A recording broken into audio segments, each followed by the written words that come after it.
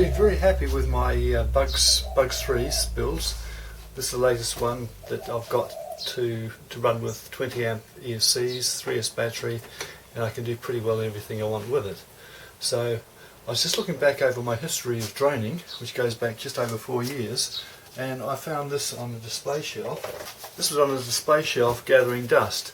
What it is, it's a clone of a Syma X8, and I got it from a supermarket where I could have returned it if I didn't like it.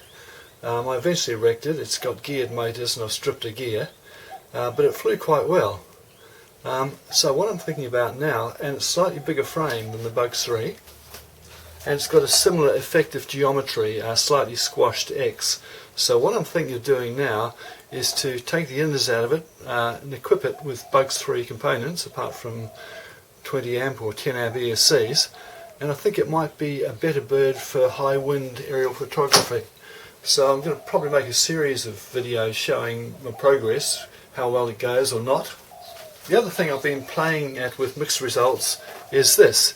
What it is, this is my latest version. It's a Bugs 6 frame with Bugs 3 flight controllers, but with 10 amp ESC, so it's a bit of a hybrid. Now it flies quite well. It's not quite as stable as the Bugs 3, but in light wind it flies well. It's quite manoeuvrable, taking the smaller spaces.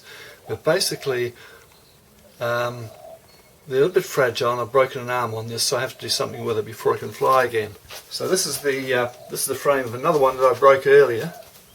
It's just the nature of this game, you break stuff.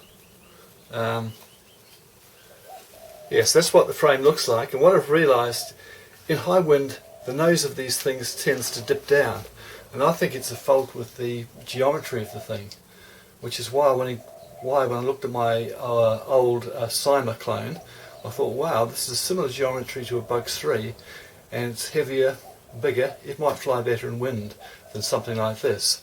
So that's where I'm going, and I'll see just where the journey takes me.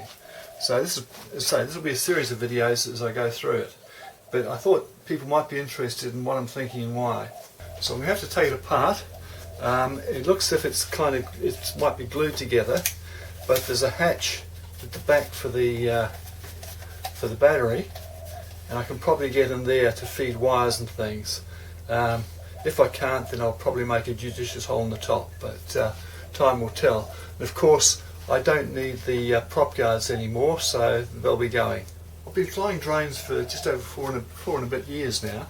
I picked the first one up from a supermarket, and I've learnt a bit, happy with how my flying's going, and now I'm at a crossroads where I'm thinking where I go next. I've had a brief look at Betaflight. I bought a very expensive thing I had to configure, and I ran into all sorts of problems with it, and not at all happy.